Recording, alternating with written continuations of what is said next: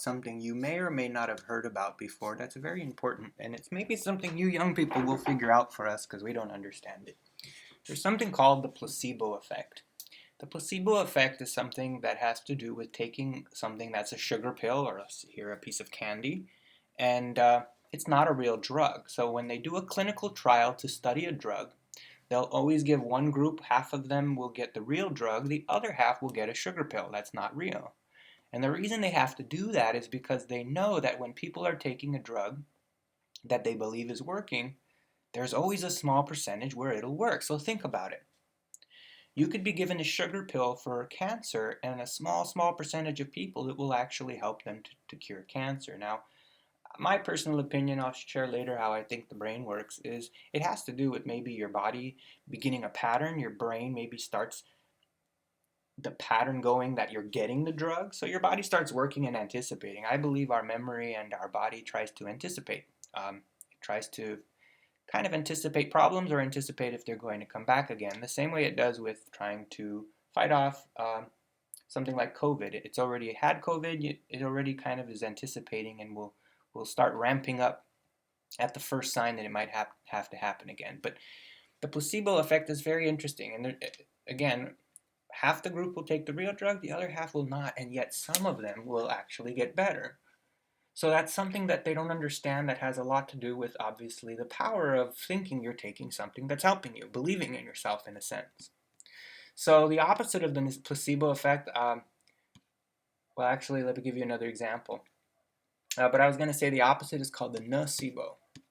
So it means that you actually believe you're sick, and it can actually make a small percentage of people sick, even though they're not really sick. So when we believe something, there's something very powerful that happens. There was an example here of a study where they told people they were taking steroids, and simply it says here by telling them they had steroids while they were actually not, it made them start to gain a lot of strength. So 8, 10, 14, 15% increase in the amount they were bench pressing or doing military squats or other exercises. So again, when you believe that you're taking, they did a study I remember a long time ago where they gave kids gum and said it was going to make you smarter, and some of them scored better on their tests because they had more confidence. So it says here, placebo is a pill, does not contain harm or good. It's designed to make patients believe they're taking a drug. 48% of doctors had done it at least 10 times. They prescribed it to people who maybe thought they were way more sick than they really were, or some people have this disorder where they come up with all sorts of illnesses. 50 to 75% of antidepressant trials include the placebo because, again, when people think they're taking that pill, they start feeling a little happier. So it's a weird effect. Parkinson's, epilepsy. So it's interesting. 85% of the reduction in coughs, meaning like people coughed less, is due to the placebo effect in one study. So there's something about what we're anticipating and what our brain expects, and there's something about what we believe in. So nocebo, as it says here, is the effect when they don't expect it to work, or they kind of it's a placebo effect in a negative way.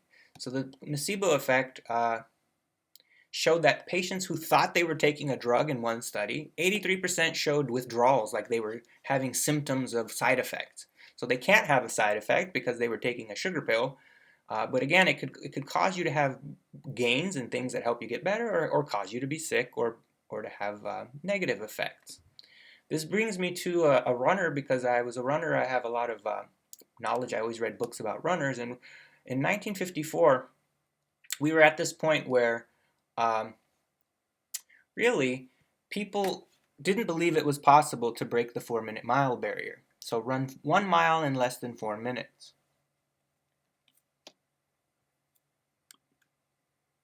Now, in doing that, what happened is one guy believed it was possible. He trained very hard. I'm going to point that out again. Like, believing in yourself is great and it gets you going, but again, doing the work is going to be an ingredient you need to continue to do as well. You can't just believe in yourself all the way to being famous and rich and happy and successful. You have to do work. You have to read, study, and all of that. But people were telling him it wasn't possible. They said, no human ever, even after 1,000 years longer from now, will never be able to break 4 minutes for the mile. It's a barrier that we could never break.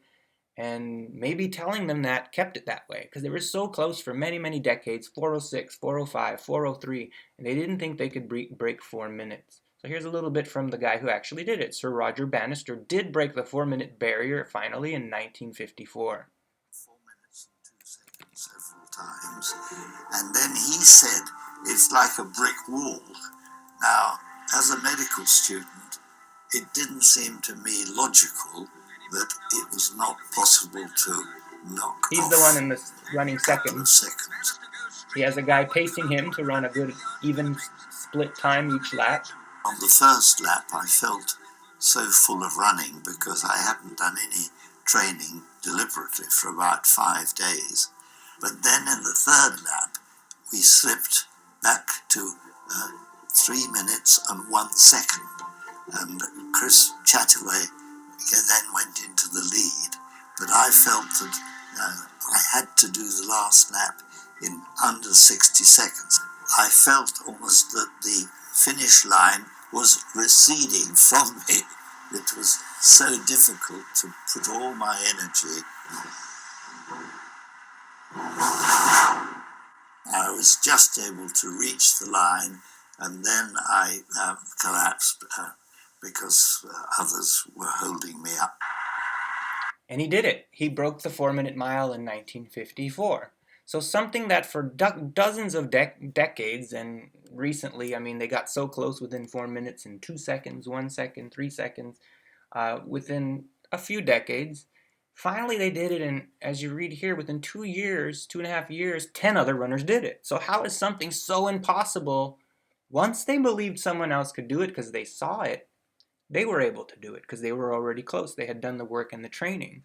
And so it took Roger Bannister to believe it was possible before he could actually do it, because it's almost as if you're telling the brain, you can't do this, you can't go past this amount, and it's kind of trying to listen to you and make sure that it follows directions. So 10 years later, in 1964, we have Jim Ryan, who's a high school runner. So in 1964, he broke the 4 minute mile. In fact, he ended up going to the Olympics and running like 3 minutes and 53 or 3 minutes and 54 seconds. The world record, I believe, now is somewhere around 3 minutes and 43. So they've gone 16 or 17 seconds lower than they thought was ever possible. They said the same thing about the marathon. They said the marathon you could never go under 2 hours, and this year they finally had someone who did with a pacer and special shoes. But I think when we're setting limits on ourselves, those limits are actually very, very, very powerful. So it's important to believe in yourself, and you'll see how even in schoolwork and the way our brain works, I think sometimes not liking, hating a subject, or saying you can't do it, as we're seeing here, it can have a powerful effect and hold you back from being able to remember. So the placebo is the positive and the nocebo is the negative effect of how powerful your mind can be to carry you towards your goals and towards things that you care about. So the thing that I would caution is to be careful. Be careful, because saying I don't like this subject, like I said, that's dangerous. Saying I can't do it, it's telling your brain, don't waste the energy, because there's no point to it. You know, we have a limited amount of energy and a limited amount that we can remember in our conscious or our available memory. So limiting ourselves and not having faith that better will come or that you could do something can have a much more detrimental or negative effect than we realize. So the way I believe the brain works somewhat, one way to explain it, it's not exactly, I think it's trying to get at the point though. We have our conscious brain, which are the patterns we're aware of. So everything you see and hear and experiences, and so what do we remember? We remember really good things because they're important, they're memorable, they're good. Then really bad things, almost because you don't want them to happen again. You remember traumatic experiences, and some we forgot, but they're kind of internalized. They're in us. We remember that. The things that we are internalizing are called your subconscious. They're the patterns you're not aware of. So everything you've seen and experienced and heard and smelled and tasted, it's in your computer data bank of your brain, in your computer storage part of your brain. And so your ego is your motivation system. These are some psychology terms, and what that does is it allows you to guide what's important and what's not important, and kind of direct your behavior, your conscious behavior. And so I believe that when we say I don't like this subject or I can't do this, let's say, I don't know, just this isn't clinical or scientific, but let's say you had 1,000 things that you saw and heard and experienced. And let's say you could only remember, I was going to say 20, let's say 50 of them.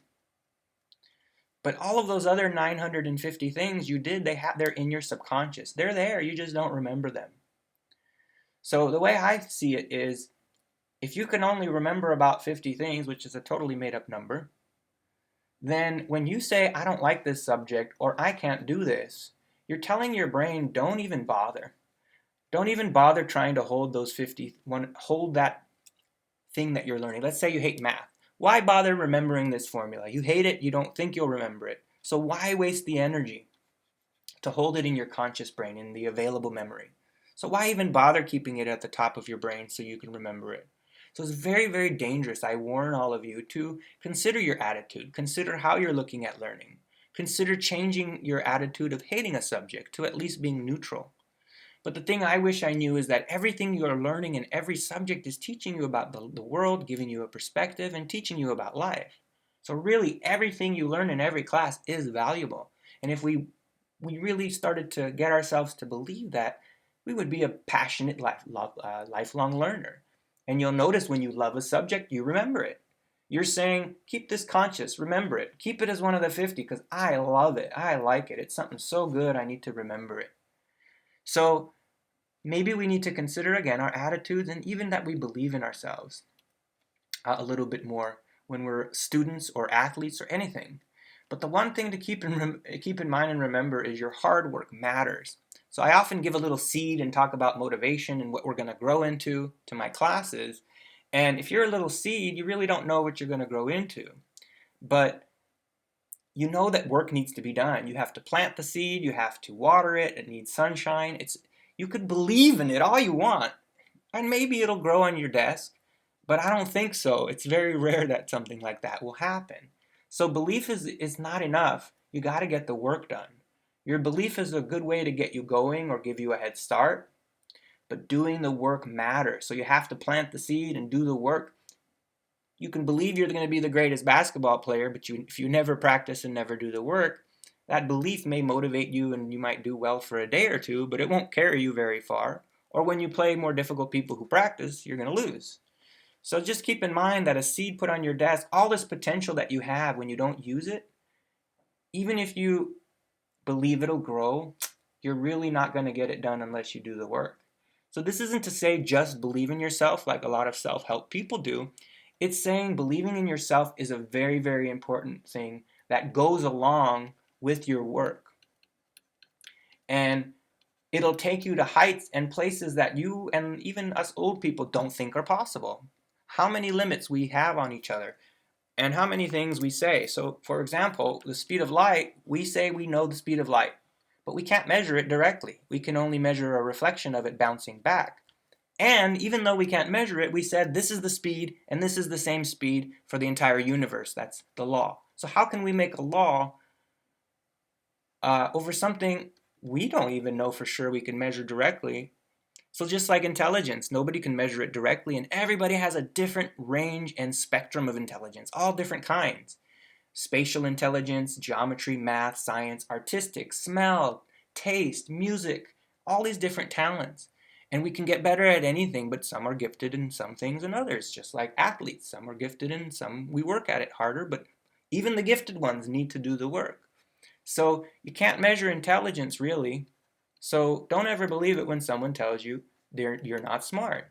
What test are they using? Because I guarantee you no test will give an accurate overview of all of the talents. And I wish we just kind of had the attitude of, man, I can't wait to see what my talents are, rather than what I used to do and beat myself up for feeling not good or not talented. And I was a runner. I was good at running, but we sometimes get caught up in what we're good at or what we like when we're younger and think that's the only talent we have. And we have so many other things to look forward to and grow and experience, and other talents are going to come out along the way. So just remember, the placebo effect is something real, and your belief in yourself and your work, and even in believing that your body should be healthy and you care about yourself. Those things are so important. They say having a positive attitude matters, and it does. However, having a positive attitude is not a replacement for hard work either, so keep that in mind. But that's just something that I thought was always interesting, that there's this weird effect. One day maybe you'll all explain how it works. Um, but hopefully this kind of makes you reconsider just how powerful it is to encourage yourself and encourage others and to believe in yourself.